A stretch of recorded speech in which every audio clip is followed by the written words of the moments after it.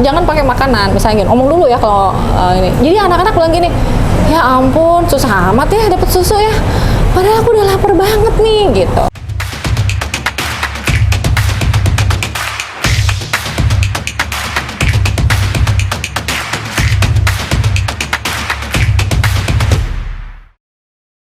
Jadi anaknya ngambil sendiri, nyalain sendiri, nonton sendiri, selesai sendiri, dan segala macam.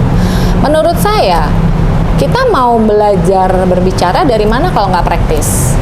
Nah kan, jadi Bapak Ibu harus tahu bahwa terapi wicara itu sebenarnya intinya ujung-ujungnya adalah mempraktekkan. Nah, anak-anak yang ekspresifnya kurang, itu biasanya mereka semacam kayak istilahnya tuh kalau aku tuh penghapus berjalan ya, atau apalah, sendok berjalan atau gelas berjalan, yang kamu mau apa, mau itu, terus barangnya datang. Mana dong ini gelasnya gitu, ya kita mau minum ya pakai gelas, terus dia diem aja, tiba-tiba gelasnya udah datang. Nggak bisa ya, padahal misalnya gini, gitu ya, gitu. Nah, itu adalah sebenarnya pra dari ekspresif yang nanti kita kalau ngomong tuh minta gelas tuh gelas gitu. Jadi nggak harus langsung tiba-tiba saya mau minta gelas, nggak begitu gitu. Jadi nggak langsung juga panjang gitu ya. Ini aneh banget. Ini saya udah suruh loh berapa kali kalau mau ini nih, saya mau minta susu, saya mau minta susu gitu. Itu bukan gitu teman-teman. Terus ada juga yang begini, ngomong dulu nggak susu. Kalau nggak ngomong susu nggak dikasih susu nih, nah, gitu. Itu kayaknya sering itu menurut aku kita tuh lagi berkomunikasi atau mau lagi berbicara atau lagi kasih reward itu nggak bisa disamain gitu ya. Itu koridornya beda-beda. Saya sangat tidak menyarankan ketika makanan menjadi ajang untuk reward anak harus ngomong. Saya agak nggak setuju gitu, karena makanan itu adalah bagian dari kebutuhan kita. Kalau mau berreward-rewardan, jangan pakai makanan. Misalnya gini, omong dulu ya kalau ini. Jadi anak-anak bilang gini, ya ampun, susah amat ya dapet susu ya. Padahal aku udah lapar banget nih, gitu. Atau misalnya, oh ternyata meminta sesuatu itu sesuatu yang nggak menyenangkan ya, karena harus dipaksa gitu dah.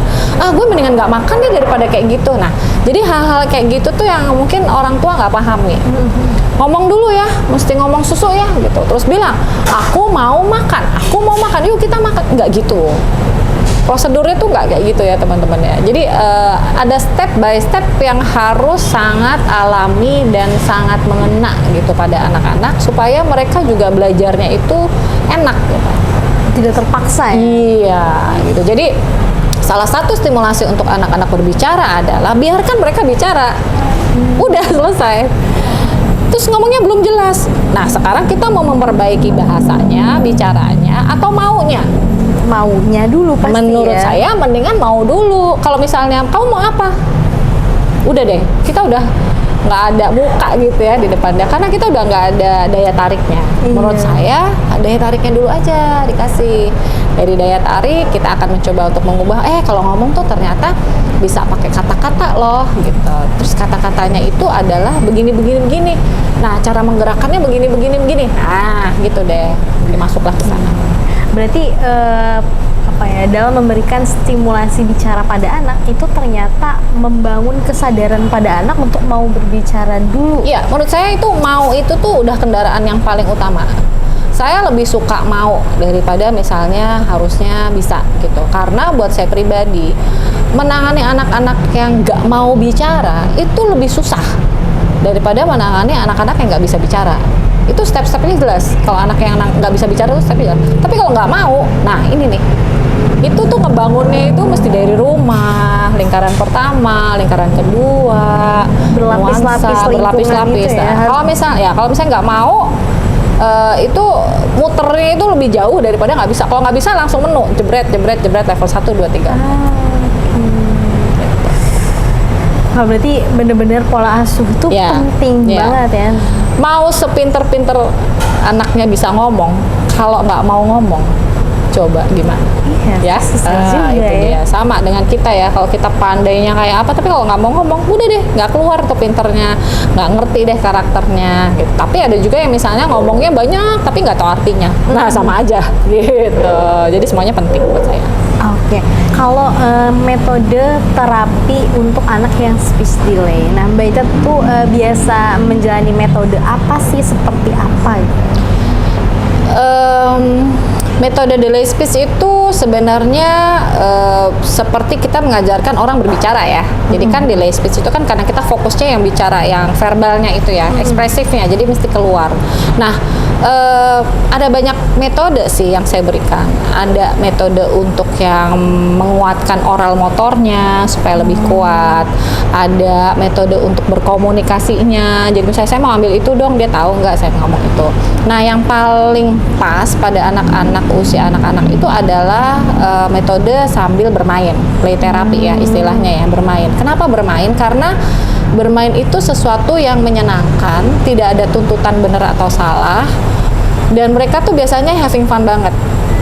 Nah, jadi memang kendaraan bermain dan permainan dan alat mainan itu menurut saya sangat amat efektif, karena dari situ pun saya tahu bahwa anak itu minatnya apa. Jadi misalnya datang nih pertama, hari ini kamu mau main apa nih? Terus dia tuh selalu aja ngambilnya yang potong-potong buah gitu. Oh, saya udah tahu nih potong-potong buah tuh menjadi favoritnya dia gitu ya. Nah, seandainya itu terus diambil gitu, terus kita berinteraksi dengan buah-buah itu kan dia seneng.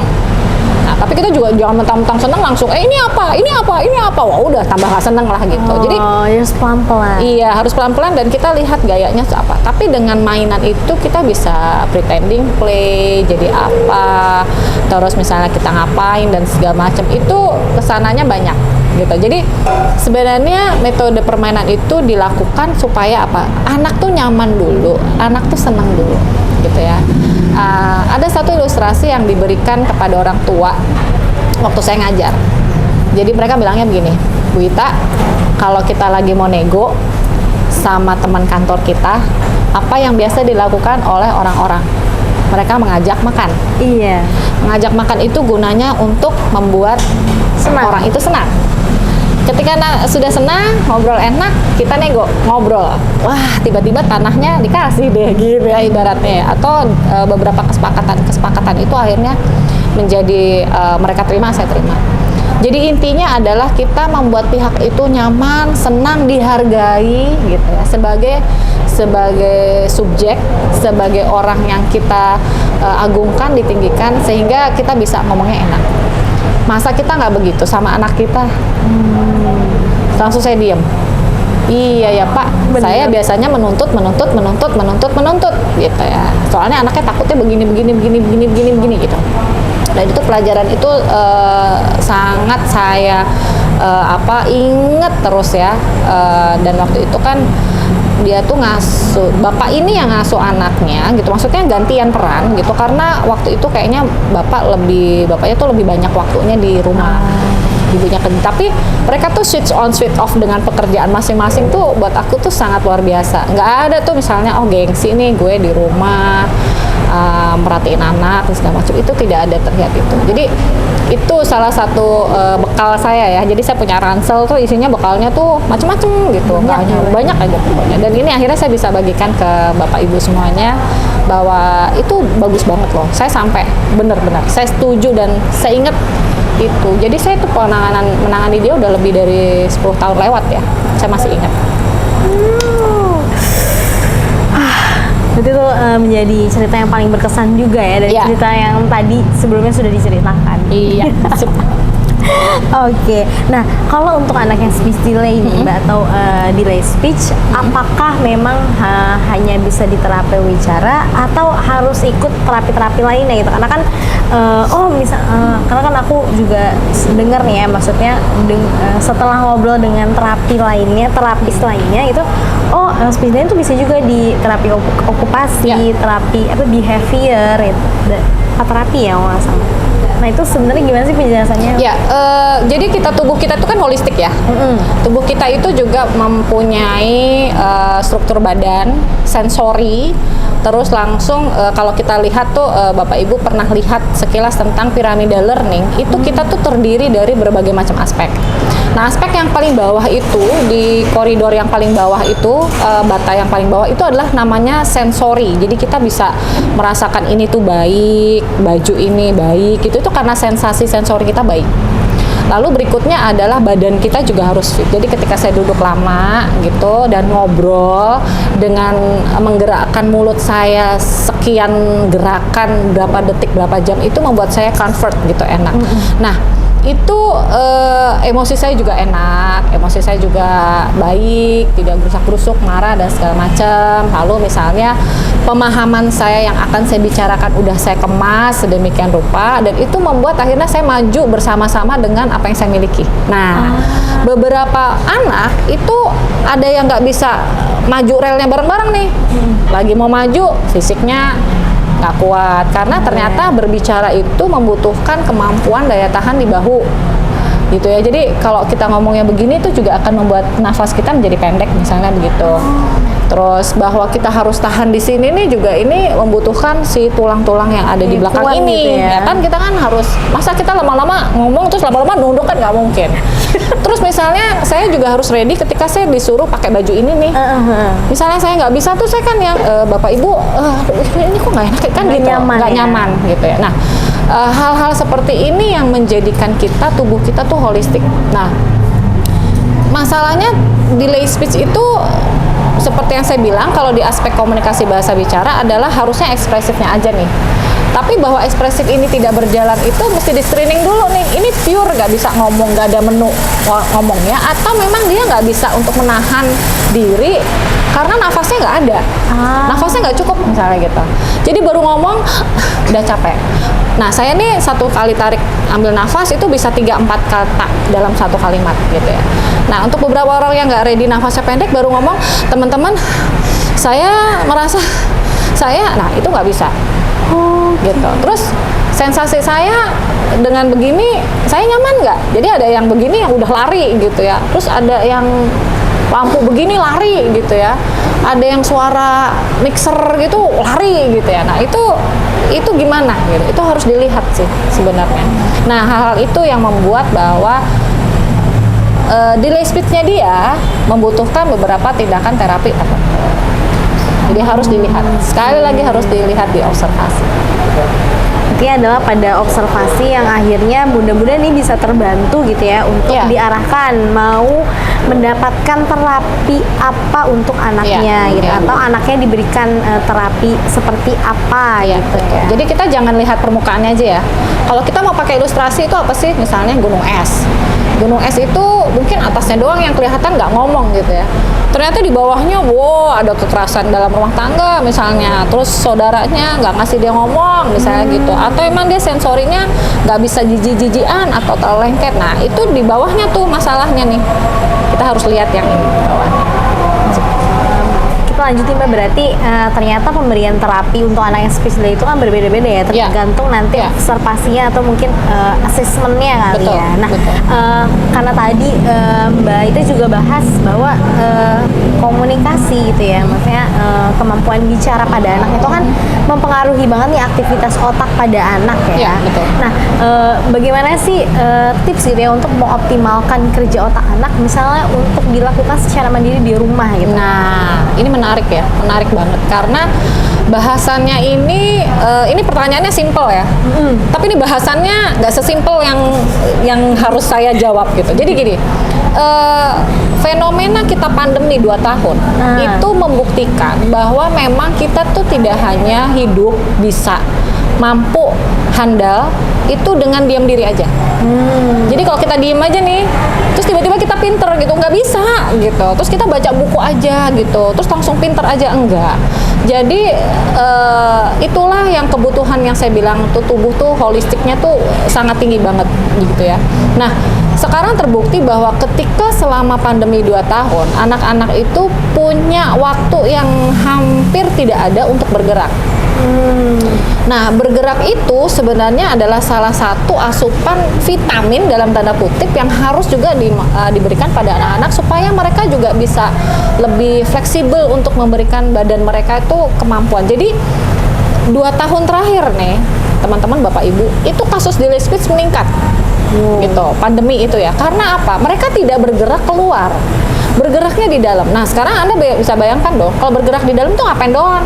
Nonton, makan, nggak ada Kamar yang mandi. ya. Terus nggak ada kejar-kejaran gitu ya kalau di Iya, iya. sekolah, nggak ada tak umpet, nggak ada misalnya naik turun tangga atau misalnya ke kantin kemana, itu kan jalan. Nah yang itu yang ternyata membutuhkan skill tertentu.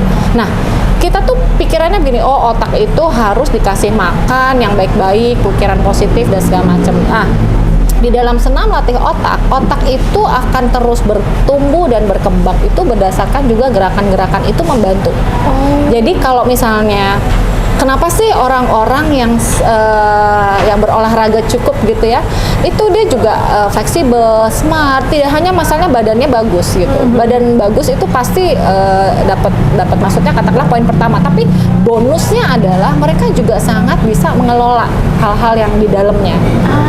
Contoh nih, orang-orang kantoran tuh stresnya kayak apa ya? Karena mereka duduk terus gitu. Nah, orang-orang yang fleksibel jalan ini terus mondar mandir gitu ya, kayak misalnya di sini bawa ini ke sana ke sini, itu pasti nilai plusnya lebih banyak. Kalau menurut saya. Jadi kan kita juga nggak boleh duduk terlalu lama, berdiri terlalu lama. Terus kita kan harus senam gitu ya. Ingat nggak kalau di Jepang tuh pagi-pagi orang harus senam. Itu sebenarnya bukan masalah kebugaran doang, tapi ada stimulasi ke otak gitu ya, supaya si otak ini tetap bekerja. Nah, jadi gerakan-gerakan senam seri D gitu ya, terus hip hop itu tuh sebenarnya membantu si otak tuh punya kayak dendrit itu tumbuh gitu. Nah, kalau misalnya kita diem aja, itu dia nggak akan jalar-jalarannya tuh nggak ada. Nah, waktu itu saya belajar ya istilahnya mungkin brain gym, tapi senam latih otak itu sama ya. Jadi kenapa kita bergerak itu karena kita punya semacam kayak jalar-jalaran yang seperti misalnya padang rumput. Itu kalau kita jalanin terus kan lama-lama botak ya. Iya. Jadi ada rumput Ada jalurnya. Ada jalurnya, terus tiba-tiba ada yang jalurnya dari sana. Itu nanti botaknya yang ke sini, yang ke sana, itu ketahuan. Nah, terus tiba-tiba mereka lapangannya itu dijadikan sepak bola. Apa yang terjadi? Rumputnya hilang, botak. Botak semua kan, rumputnya hilang, botak gitu, dan kita bisa main gitu. Terus pandemi nih, nggak dimainin lagi, apa yang terjadi? Rumputnya tumbuh lagi. Rumputnya tumbuh lagi. Jadi kayak gitu ilustrasinya. Dan ilustrasi itu sangat bagus membuat kita harus bergerak, olahraga, menggerakkan badan supaya asumsi si otak kita itu bisa bekerja dengan maksimal. Nah, salah satu dengan yang klien stroke itu kan mereka juga harus mau tidak mau bergerakan. Iya. Jadi, nah sekarang saya juga harus punya pembelajaran informasi yang baik nih. Jadi kita harus sering-sering menggerakkan badan kita yang sebelah kiri karena kita nggak terbiasa nih nyisir pakai kiri, ngaduk pakai tangan kiri, dan kita terbentur sama budaya. Nggak boleh makan pakai tangan kiri, nggak boleh apa-apa tangan kiri. Padahal menggunakan tangan kiri membuat otak kita yang sebelah kanan bekerja, dan ketika kita menggunakan sebelah kanan otak kiri kita bekerja. Kan karena kita silang ya. Nah, jadi buat saya senam seri D yang begini-begini tuh itu bagus banget. Berlari, melompat dan segala macam, bekerja, berpindah segala macam itu baik sekali. Nah, menu-menunya itu kita bisa tanyakan sama ahlinya ya, yang orang fisioterapi mungkin tahu gitu menu-menunya itu apa aja. Tapi yang jelas bahwa itu membantu stimulasi otak supaya otak itu juga ready dan sehat. Jadi jangan badan kita aja nih yang sehat nih makan buah-buahan, tapi otak kita juga harus sehat. Karena itu cikal bakal kita kan di sini ya. Iya. Kalau di Semua sini ada di ya. sini gitu. Perasaan tuh bukan di sini loh. Perasaan tuh di sini ya. Perasaan di sini, mood itu ada di sini, emosi itu ada di sini, ada di segala macam. Jadi ya mau nggak mau kita harus jaga ini semuanya supaya asupannya baik, ready terus dan bisa menerima yang baik. Pikirannya harus sehat, pikirannya harus positif, pikirannya ya, balik lagi ke sini semua. Gitu. Jadi bukan perasaan kita harus baik di sini. Aduh saya sedih nih. Berarti bukan ini ya, sabar, tapi jadi sabar. Oke, ini pencerdasan banget ya buat kita Iya. karena biasanya kalau sendiri Ya, jadi menerima keadaan yang berbeda itu sebenarnya kan kita masalah di pikiran, ya kan, bahwa misalnya pagi tadi, aduh kita gusruk-gusruk gitu, kok tiba-tiba kita bisa enak ya ketemu orang yang berbeda, vibes-nya kok enak banget, itu kita juga berpikir bahwa oh ini harus ada yang disingkirin, harus ini kita fokus. Nah, itu fokus itu kan juga merasakan dari pikiran kan, bukan perasaan ayo fokus perasaan kita harus senang gitu, enggak, karena kita sadar gitu. Jadi kita yang mengelola otak kita mau diputar kemana nih otak kita untuk hari ini supaya baik dan benar dan kita tetap fokus. Dan anak-anak juga harus punya itu ya, maksudnya harus dilatih hal itu ya, Iya, supaya akhirnya tidak apa ya, tidak didominasi oleh perasaan yang buruk mungkin, tapi kita bisa, tapi anak-anak juga bisa belajar mengelola emosi-emosi yang buruk Iya, kayak misalnya betul. sedih, marah Iya, gitu ya. apa yang harus diterima sebagai yang harus diterima, yang di fight, atau kita hindari, atau memang kita diem aja. Jadi kan istilahnya kan dengan emosi trauma itu kita ada berapa ya? Fight, flight, freeze, atau apa gitu loh. Jadi ada 4 found gitu. Tapi yang biasa itu 3. Fight, fly, atau freeze. Ketika ada masalah kita mau diem aja kah? Jadi kita diem, atau kita mau fight terus, atau kita terbang aja menghindari. Udah deh, gak ada masalah ini. Nah, kita mau yang mana? Gitu. Pun hal-hal kecil-kecil kayak misalnya saya gitu kayak tadi ya, aduh ini udah males banget nih mesti kesini. Tapi saya sadar bahwa saya harus selesaikan ini supaya cepat selesai dan segala macam. Atau gini, udah deh saya blok aja deh, saya menghindar. Atau saya nggak ngapa-ngapain, jadi saya diem aja di kamar. Biarkan waktu yang menyelesaikan. Menyelesaikan waktu gitu, waktunya sampai kapan kita udah ubanan ya, nggak selesai gitu. Oke, itu penting banget ya, latihan Iya. mengelola hal-hal itu Mengelola penting hal-hal banget untuk gitu. anak yang akhirnya itu akan berdampak pada manajemen konflik di waktu dia besar ya, Iya, Mbak iya, ya. benar banget, dan itu latihannya kecil ya, nanti sampai gedenya udah tough. Nah, ngomong-ngomong masa besar anak nih, maksudnya di masa depan anak itu, untuk anak-anak yang speech delay nih, apa sih dampak yang terjadi di kemudian hari gitu? Mungkin entah dia remaja atau usia dewasa ketika kecilnya nih apa ya, mengalami speech delay. Ya, kalau kita mau kembali ke ide ke arti kata delay speech dan identifikasi speechnya sendiri delay atau tidak, itu kan memang nanti akan beda-beda. Kalau memang dia hanya speech delay yang memang dia belum ngerti, buat saya nggak ada kendala. Nanti mereka akan tetap bisa sekolah normal dengan komunikasi normal. Cuman kalau memang speech delay-nya itu ada kendala bahwa mereka mempunyai yang delay itu nggak hanya speech-nya, ternyata delay-nya itu delay di perkembangan. Nah, itu yang harus Bapak Ibu ketahui dan segera mencari tahu dan mencari terapi yang tepat. Jadi kadang-kadang speech delay ini adalah semacam kayak perlindungan untuk diagnosa yang mengamankan Bapak Ibu. Gitu. Jadi anak aku cuma speech delay gitu. Jadi mereka speech delay mah nanti juga akan nggak delay, akan tetap terbang. Tapi buat saya kita harus jujur juga. Delaynya tuh delay yang mana? Kalau memang speech delay-nya ternyata ada delay dalam developmental, nah Bapak Ibu juga harus kejar itu perkembangannya supaya sesuai dengan usia kalender.